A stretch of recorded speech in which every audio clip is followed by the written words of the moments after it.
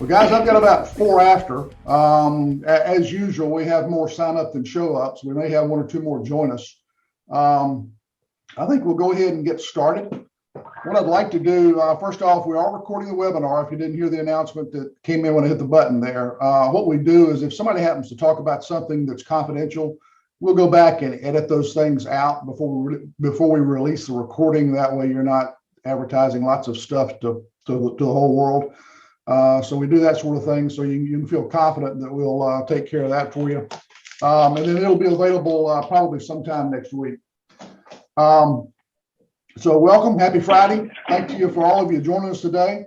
The way we're set up with these is I don't have a full hour of presentation set up. What I've got is some prepared material. But what I'd really like to do is for you folks to join in the conversation. I think there's more value, or at least as much value, in what you have in your questions and in your comments and any examples that you want to share as there is in what I'm presenting. So I'm always happy to have you join in and comment. I'm going to let you folks manage your own mutes. I think that's an effective way to do that. My lovely assistant Teresa is also keeping an eye on things. If I happen to miss one of you screaming, raising your hand or something, wanting to talk, she'll come throw stuff at me. So we'll make sure we catch you one way or the other. Okay. All right.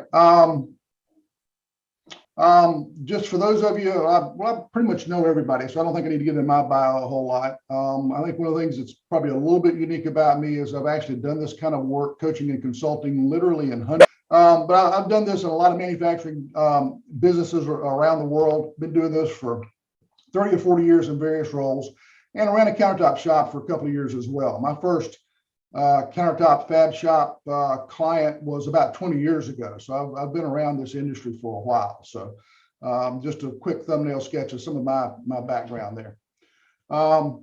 What we're going to cover today is the article that came out first of this month in Slippery Rock Gazette. If you haven't read it yet, you can hit our website, fabricatorscoach.com, hit blog and get a copy of the article, or you can go to slipperyrockgazette.net and it'll be the current issue. And of course, you can hit the archives and get past issues and past articles as well. So there's a lot of good information there. What came out of the way this article came up was that I was sitting around looking at the December article for last year, remembering the time I was running a shop and how crazy and stressful the holidays were.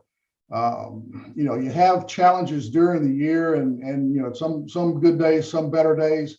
But man, everything that's a challenge during the year just seems to get so much more intense. There's so much more of it during the holidays. And so I got to thinking about that and thinking, okay, that's holidays 2021.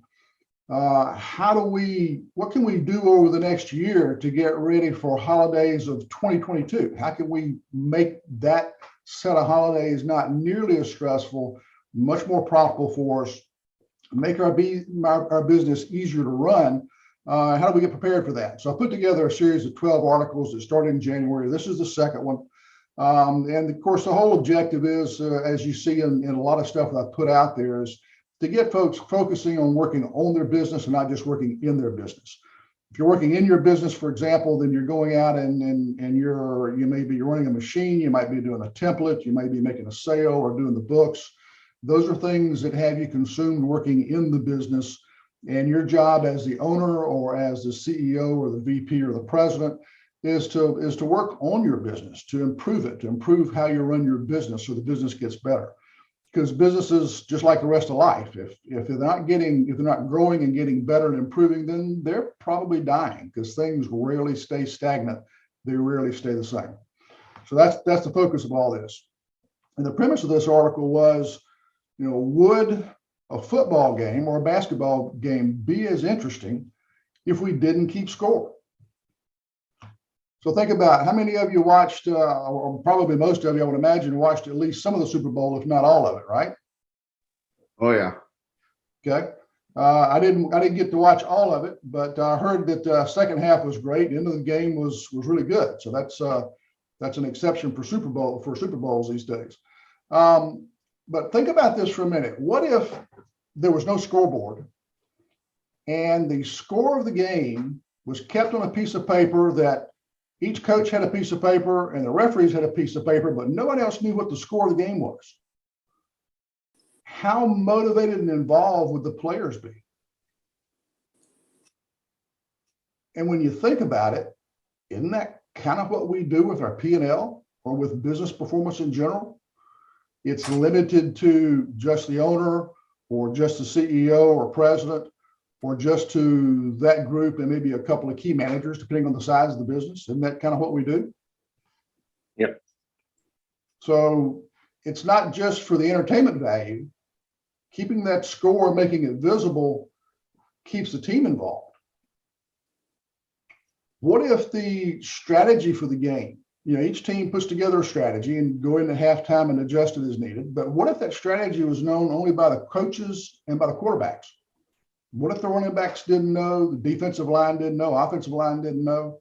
How motivated and involved would those folks be in the performance of the team? Yeah, they want their team to win, but how do they know what they need to do, what they need to focus on? Because this team this week is different than the team we played last week. Isn't that kind of how we treat a lot of our hourly employees? They don't really know what our strategy is, where we're going, how we're going to achieve the goals that we've got, or even what our goals are in some cases. So it's not just entertainment value for us as we're watching the game, but it also has a big impact on the team as they're involved. You think about, if we didn't have a scoreboard, the game certainly wouldn't be as interesting for us. I can imagine some of the techie guys out there with iPads sitting in the stands. They've downloaded a couple of apps and they've got their Apple Pen and they're marking how far the team is driven, and the guys punch the fella. Hey Bob, they make 6 yards or 7 yards on that last play. What yard line of their own? And trying to keep track of all that themselves. And how would you even watch the game, right? But think about, how does think about that offensive lineman. I played some offensive line in high school, so I relate to them. I'm thinking about, somewhere in the fourth quarter, it's been a tough knockdown, drag out game. Everybody's gassed. You look over at the guy next to you and say, hey, we're up by 7, right? We got about 2 minutes to go. And the guy goes, no, we're down by 3 and there's 10 minutes left in the quarter. And another guy on the other side of the hole says, no, we're tied, man, and there's 30 seconds left. So how do you know where you are, what the status is? You think about how confusing that would be for a team that's pulling together. And we want our businesses to work together as teams. That's what people talk to me always about is, how do I get this team more motivated? How do I get people involved? How do I get them to want to do things better? Well, part of this is, what information do we give them?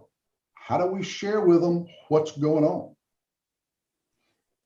Think about, the play clock. What if we didn't know how many yards to the next first down? All that's real-time data. How much real-time information do we share with employees? Do any of you share any real-time information with your employees? Ed, this is James. I always have I'm a big believer in visual displays. So I've always had out there, in the places that I've been, what we did yesterday from a production standpoint, right? So, whether it's printing or whether it's, in a stone shop, what was our output the day before? And really, what is our goals for today? What is the goal that we need to accomplish today? So I've always put those out there. As far as sharing, financial numbers, that's always been a sticky one, not for me, but for ownership. I do believe in sharing numbers to the employees and saying, hey, this is where we're at. This is what we need to do. And, this is how you get more money at the end of the day, right? But, ownership sometimes has an issue with sharing those numbers. Yeah, certainly understandable. How many of you here who either own or run shops, how many of you share financial information like that with your employees? Anybody?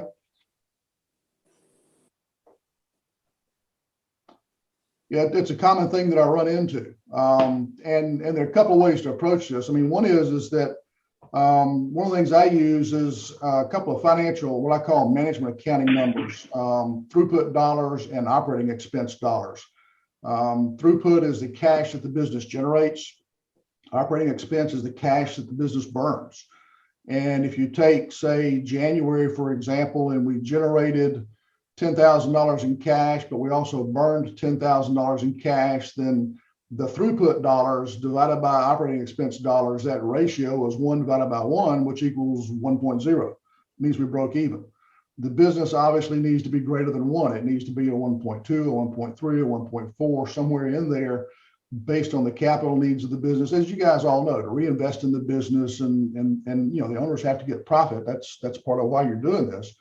So you can use a ratio like that, can substitute for profit, but there's also I think there's a role for profit. I've got an example I'll give a little bit later on that from personal experience I think is really important in terms of how you deal with your people.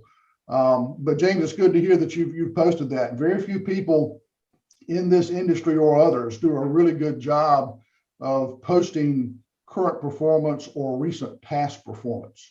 You know, one of the challenges is, you know, you look at football, we do things, or baseball, basketball, March Madness is coming up pretty soon. You know, we look at things in real time so that we can follow the game, and so the players can play the game and the coaches can manage the game. But in business, we tend to only give feedback after the fact. You know, you get your financials in the 10th of February for how you did in January. You're already in the middle of the fight for this month, trying to go back and figure out, well, what did we do 3, 4, 5 weeks ago that had an impact on those numbers? That's hard to do. So when you get more real time, it's much easier to manage. And we also rarely do things other than month to month in most cases. So keeping things in real time, and James, you talked about, you know, what was yesterday's performance? What's the plan for today? Those are all critical issues as we work through this. You know, if you think about it, look at your business today. It's mid-February. You're probably coming off a strong year for 21. January hopefully was good for you, and maybe you even got 3 months of orders booked. I mean, just you got deposits, signed contracts, whatever. So you probably feel like you're in pretty good shape, right? Would that be a pretty good scenario for most of you? Yeah. Okay. So what if I told you that of those 3 months of orders that you've got booked, that you only have templates scheduled for the next 2 weeks because that's all that's available to work on right now? Are you still in good shape? No. I actually had a longtime client call me the other day with that scenario. He said, I can't figure it out. My templates are telling me they're getting ready to run out of work, and the shop's not got any sense of urgency, but he told me, he said, I've got 4 months worth of work booked. What in the world's going on? I said, well, John, pull up your install schedule. When's your next open install date? He said, well, it's about 3 weeks out. I said, okay. How about the next one after that? He said, well, it's the next day. I said, how about after that? He said, we don't have any installs booked out there. I said, so what's that tell you? And he's running into the same thing that all of us are seeing. We just finished a kitchen remodel ourselves here at the house last year. You know, we ordered appliances between Christmas and New Year's last year. Excuse me, a year ago, not last year, a year ago. This is February. They came in late summer, you know, and we finally wrapped everything up right before Thanksgiving. But between supply chain issues, COVID issues, we were talking a little bit before we got started. Several of them are dealing with weather issues. So you end up with, you know, you may have months of work booked, but you've only got a few weeks of work you can actually execute on, wrap up, and get paid for. And that was John's case. He was not looking at his leading indicators. He was not looking ahead.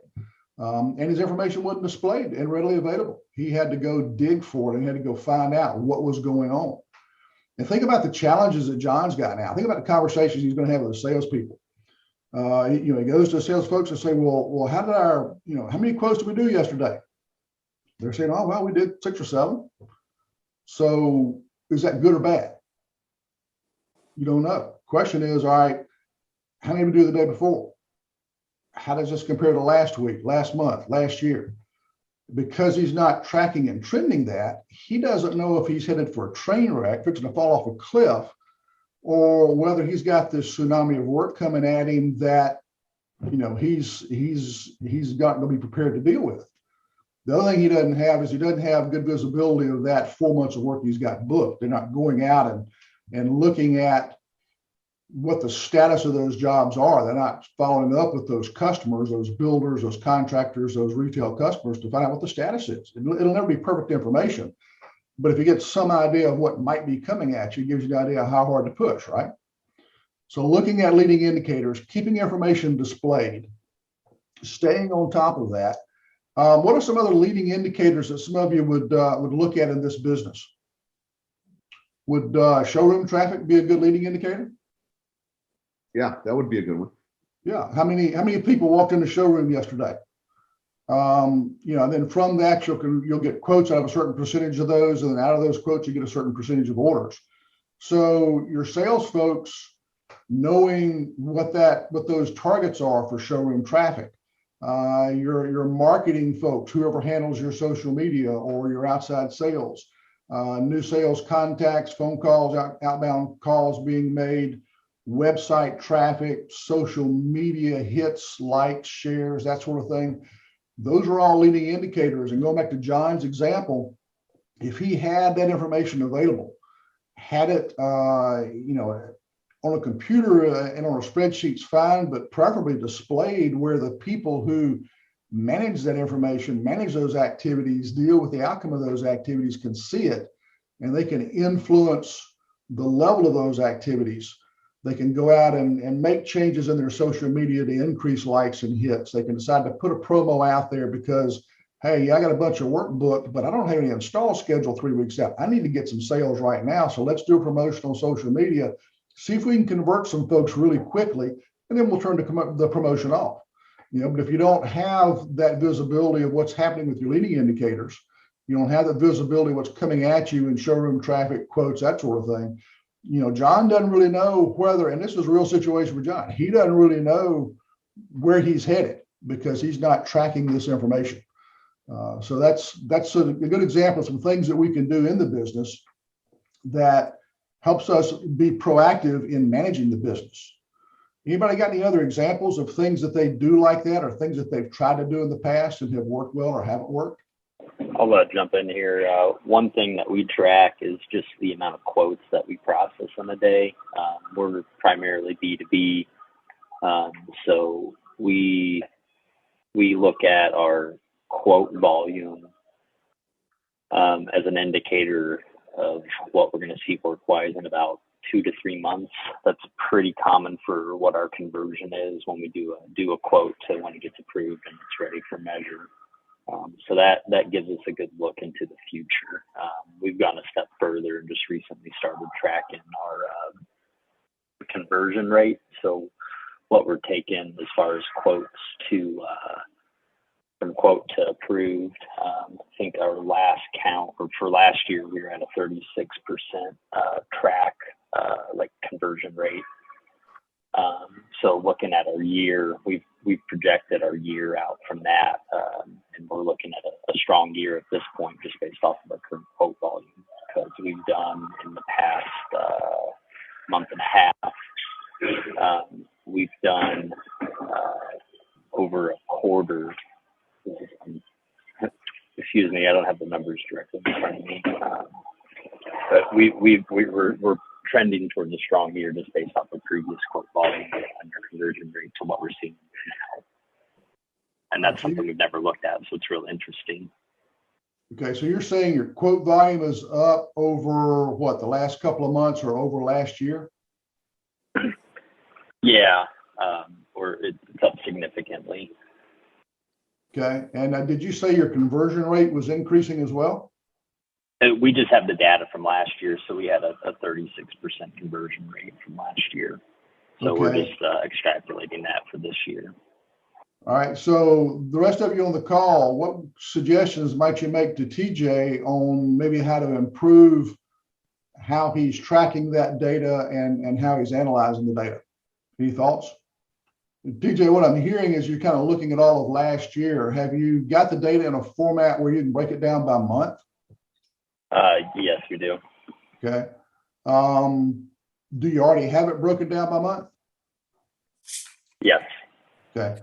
So if you look at your conversion rate and your quote level month to date for February compared to February of last year, do you know if, I mean, is the data available that you can go back and see how much stronger it is? It is. I don't have it in front of me, so I can't tell you that number right now. Okay. But I know it's significantly more than what we had did last year at this time. Okay. So do you know why? Yeah. So going into February of last year, we didn't have anybody who was like a full-time sales person. We had we hired an outside salesperson. It was about March of last year. And with him going out and getting in front of more people, doing his job, we've seen the increase in quotes from him. Okay. Awesome. You've got good cause and effect there, not just correlation. You got cause and effect. And you guys know the difference between correlation and cause and effect, right? Correlation is countries that have the highest number of telephone poles per capita have higher incidence of cancer. That would be correlation. Cause and effect is, do telephone poles cause cancer? So, sorry, a little side joke there. But yeah, TJ, you've got good cause and effect. You know what's happening and why. So is your quote rate, has it been going up the last 90 days, and is your conversion rate going with it? Our conversion rate has stayed consistent. Okay. All right. Is your quote volume going up, or is it staying pretty much the same the last 3 or 4 months too? I do not know the answer to that. Okay. All right. And part of the reason I asked is not to put you on the spot, but I think it's a really good example of, okay, you've got some good data. What do we do with that data? You know, where do we provide that data? Who gets to see it? Who needs to see it? How do we display it? And we've talked about scoreboards in a football game, but when you start looking at data in your business, what data does your sales team need to see? Where does it need to be posted? How does it need to be displayed? What data do they need that's different than your shop? What do they need if you're large enough to have a separate, you know, customer service and scheduling group, for example? You know, some businesses are big enough, some aren't. But, you know, do those folks need different metrics than the installers and the shop guys? You know, and it's looking at those types of things and making them real time that's really key. You know, we talk about profit being a lagging indicator. You know, about a week ago or early this week, you probably got your P&L for last month, but it's mid-February. You've got installs scheduled out into March. How much money have you planned to make in February? Do any of you know that? And are you on track or not? How much profit did you make yesterday? How much profit do you plan to make? Today's Friday. How much profit do you plan to make on Monday? Getting more real time with your data. I know sharing, you know, profitability numbers is a challenge for some folks. The throughput dollars, operating expense dollars. There's an article on the website, Stop Counting the Square Feet You Produce. Talks through how to calculate throughput and operating expense. If you'll hit fabricatorscoach.com and go to the blog, that article's in there. It's a really good discussion on how to use those numbers, but you can take those numbers and figure out how much profit did we make yesterday. And the value of that is, for example, let's say you planned on making, based on what you scheduled, what you plan to actually install for yesterday, you plan to make $2,000 worth of profit. So you sit down this morning and say, okay, so how did we do yesterday, team? Well, we did okay, great. Everything goes as planned. Well, you know, that Smith job, we broke the top that had the sink cut out of it. We got to do a remake. Great. We got to cut in another slab. Now that $2,000 profits dropped to maybe $1,200 because the slab cost us $800. Okay. So you've got more real-time feedback rather than waiting until early March to find out the impact of that incident on February's P&L. Now you can know what happened, start taking action on how we prevent that in the future. If you've got a situation like John has, where you've got open install dates coming up and you're staying on top of that, you can start, you know, planning ahead. So being more real time with the data really gives you a lot of good options. You can answer the question for how much profit do you plan to make on Monday?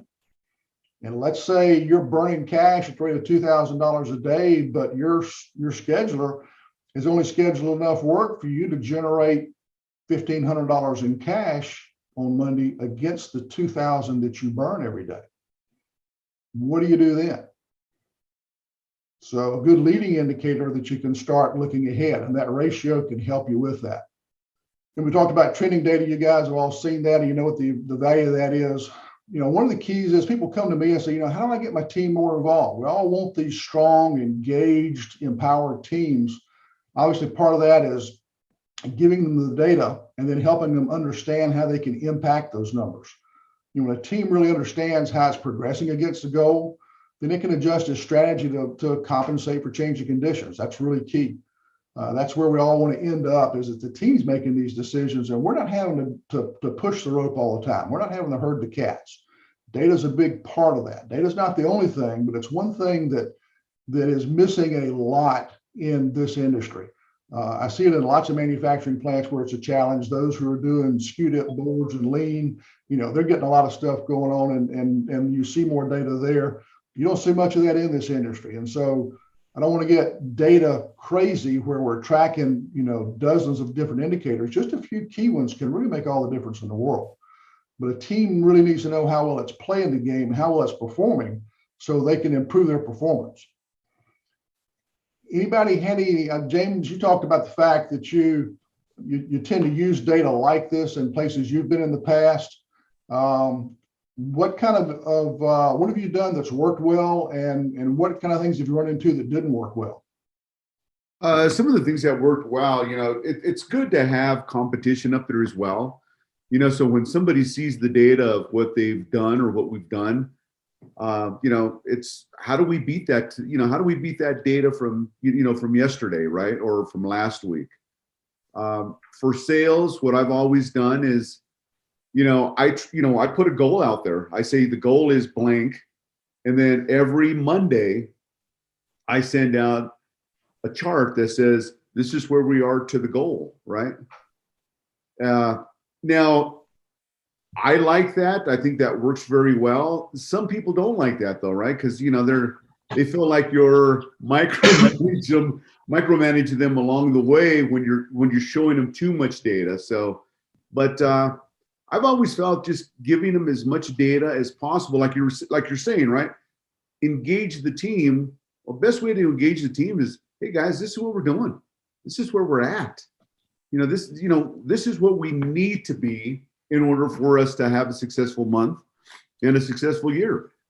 So if we do these things, we're going to get there. If we don't do these things, we're not. So I feel that sharing the data is important. But again, the things that don't work is I think some people feel a little intimidated by the data.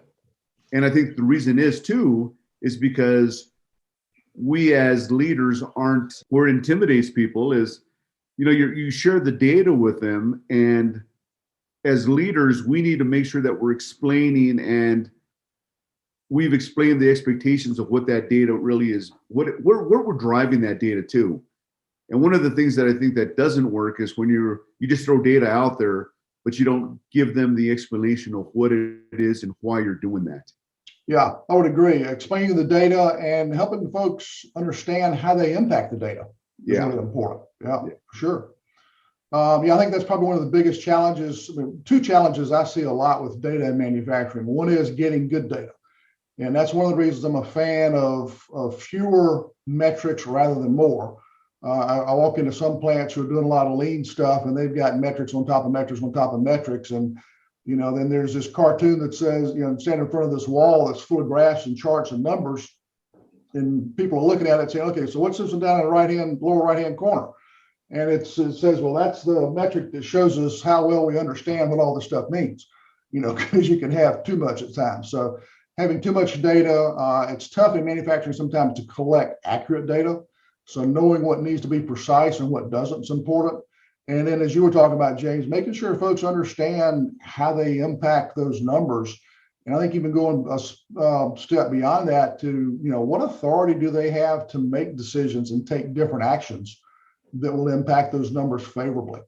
So I think those are all important aspects. Dan, you've worked in industries other than countertop fabrication. Have you done anything along this line? Yeah, we're starting to do this, and we just had a conversation yesterday about in my old life. We obviously we did this a lot. It was constant, but our audience was different. My audience was different, just a different role, person, and that kind of thing. So what we're struggling a little bit with here is we want to communicate things to our teams. There's certain things that we probably shield away from, good or bad. I don't know. Things that are, I guess, a little bit proprietary to us. Maybe things like revenue for a month or something like that. We don't broadcast that yet across our entire teams. So we're trying to figure out things because we want to share things so that they take ownership in what we do and they have some pride and impact on it. And the challenge we're trying to figure out is across all levels of the organization, how are we able to communicate things that folks understand and they care about and they feel like they can impact, And so it's like, okay, what do we do? Do we keep it simple and basic like square footage, or Ed, in your terminology, we translate that into something like throughput? Do we do so we've this is hot on our topic because we just talked about it a couple of days with some of the ownership group here, and trying to figure out to give them enough that they want, but not too much to overwhelm and feel like certainly I don't mean this anyway, but get lost in it where it becomes something that they don't quite understand and grasp. And that's to all levels of the organization. We're trying to figure that out because we want to be transparent, certainly, as you're creating ownership within all of them. So that's where we stand right now. And my background comes from over transparency all the way around. And we're trying to figure out how to do that the right way here. Yeah, it's certainly a challenge. Sure. I mean, I've got some clients who share profitability data and some who don't. The thing that I always lean toward, just in my own personal preferences, is sharing it when I know folks can understand it. And I think that's the biggest challenge an owner has is, a typical employee doesn't understand how much a day does it take to run this business? What's the power bill look like? The insurance, the rent, the depreciation on the equipment in the building. That new CNC we've been owning, or that new RoboJet we've been wanting. Those things cost hundreds of thousands of dollars. Making sure we've got money to pay for that. How do we handle it when I think TJ, you were talking about the weather. You guys had to shut down for a few days. Well, some of your costs don't stop while the place is closed. You guys know that. Yeah. I worked for a textile plant early in my career, and we were, 30 acres under one roof, bales of cotton and polyester fiber coming in one end, packaged sheets and pillowcases going out the other end. And the part that I was in had the cut, sew, the package, and the warehousing operation, shipping operation. And we were this was in the early days of barcodes. We were having to start putting barcodes on packages. That meant we had to have scanners on the line. We had to have computers on the line. People had to be able to read and write. And, we had some, 10, 20, 30-year employees, that kind of seniority, that were really good, capable employees, could not read and write. So we had a choice. We could, put the requirement out there and fire them if they couldn't read or write, or we could make the investment and teach them to read and write. So we went out and we pulled together a team of people. We put the classes together, and because the plant was near a local university, went and rented one of the halls. And every time we had a class, they got up and they walked across the stage.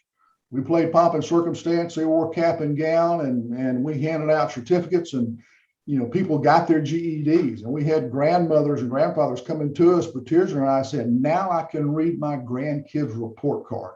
You can bet I'm going to be holding them accountable for sure.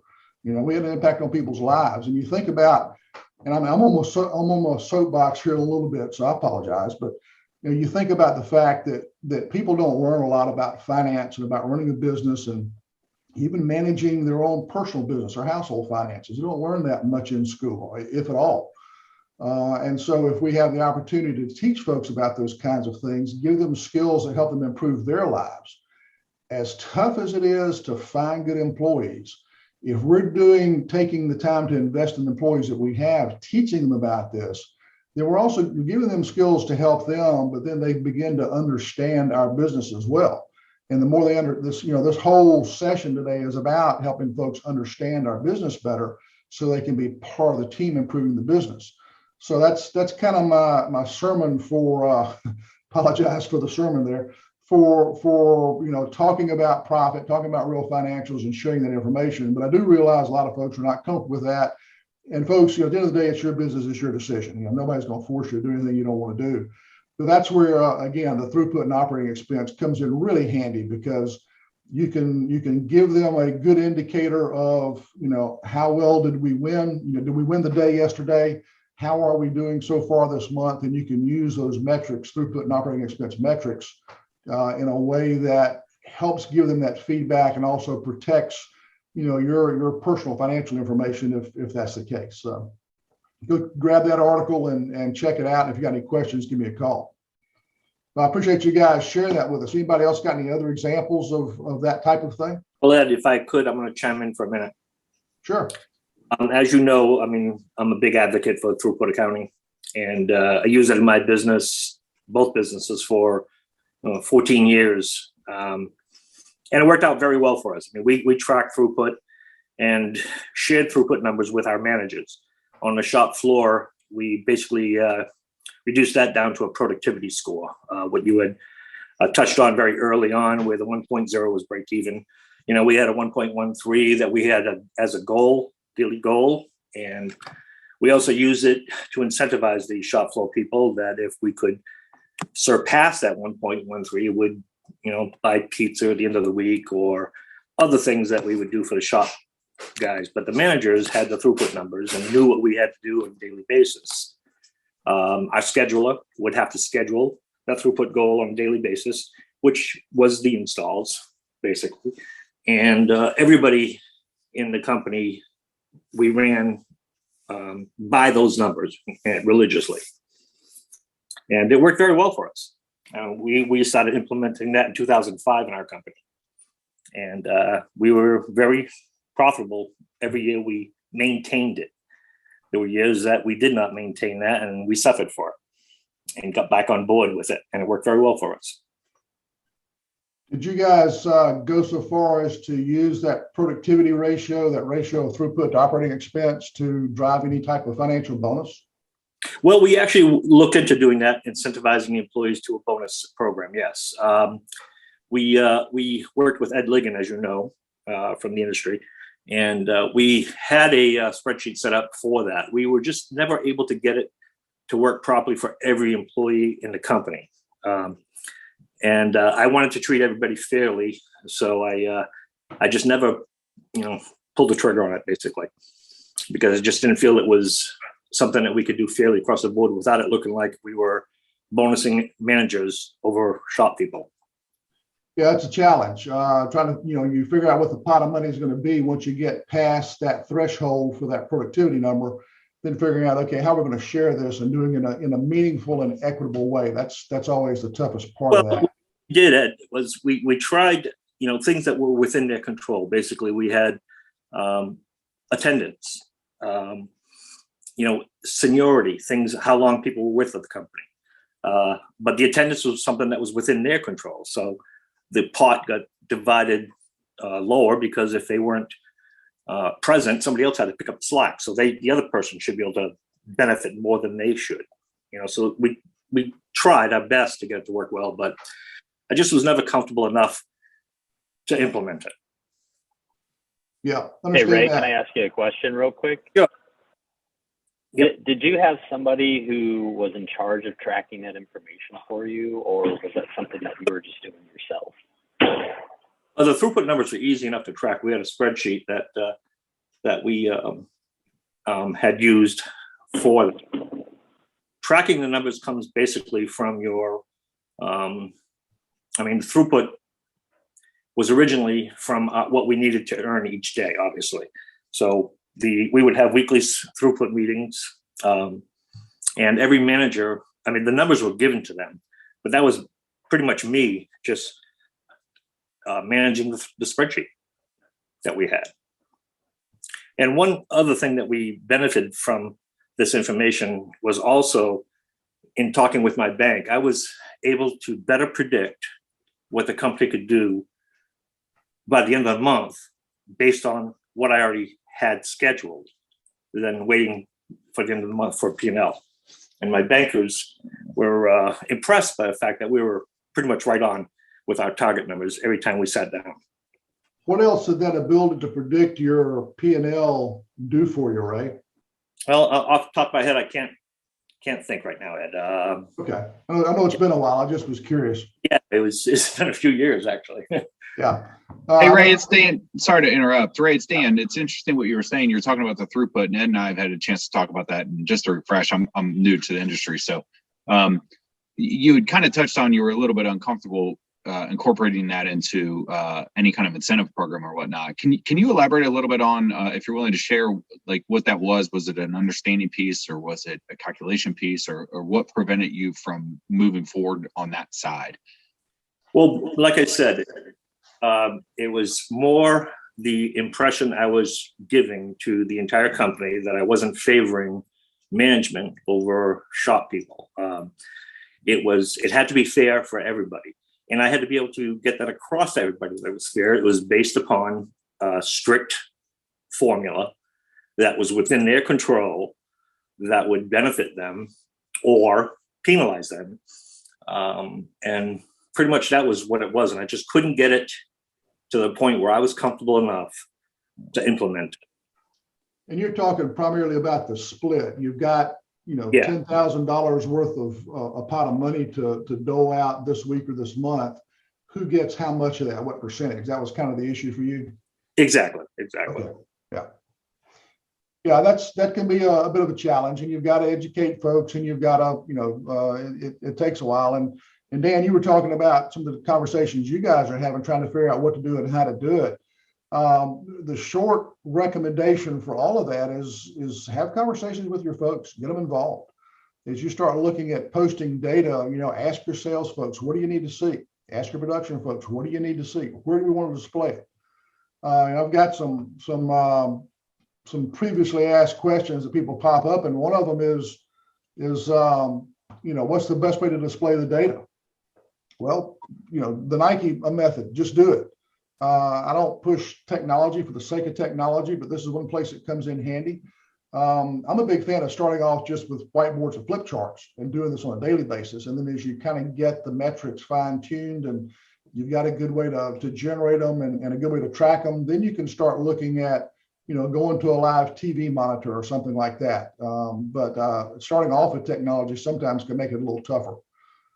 So just get your folks involved in terms of what they want to see and how they want to see it is a really good way to go as far as displaying this data and reporting it. Ed, that's what we did. We had a whiteboard out in the shop that was maintained by the shop foreman, and we had the daily throughput, productivity scores, the weekly, monthly, and yearly productivity scores posted so that the employees could see that every day when they came in as it changed.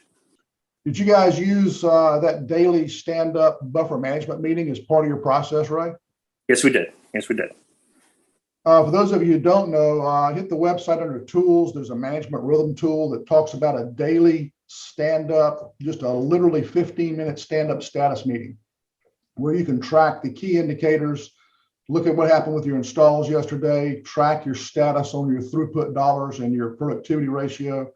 All those details are in that tool. Just hit the tools page on Fabricators Coach, put your information in, and you can automatically get a download and get access to that. If you have any trouble with it, just reach out to me. But just really simple, basic, regular management meetings like that don't take forever and don't take a huge amount of time can be really effective in helping leverage this data so that you get better effect with your folks. It was basically a 5 to 10 minute meeting between the key people to ensure that we had enough WIP on the floor, we had enough scheduled, so that we were going to meet our goals on a daily, weekly basis. Yeah, part of what Ray was talking about, Ed Ligon and things he did a while back. Ray was part of a program we had. Let's see, this was started off about 03 or so and ran till the recession. It's called the DuPont program, where we took the concepts that you see me talk about and write about a lot, and we took those, DuPont asked us to take those into their largest fabricators nationwide. And so there was a team of us that went out and did this kind of work in companies. And one of them, turns out that 3 of us had the first name of Ed. Our motto was, if you got a problem, yell Ed, and somebody's going to come and run it.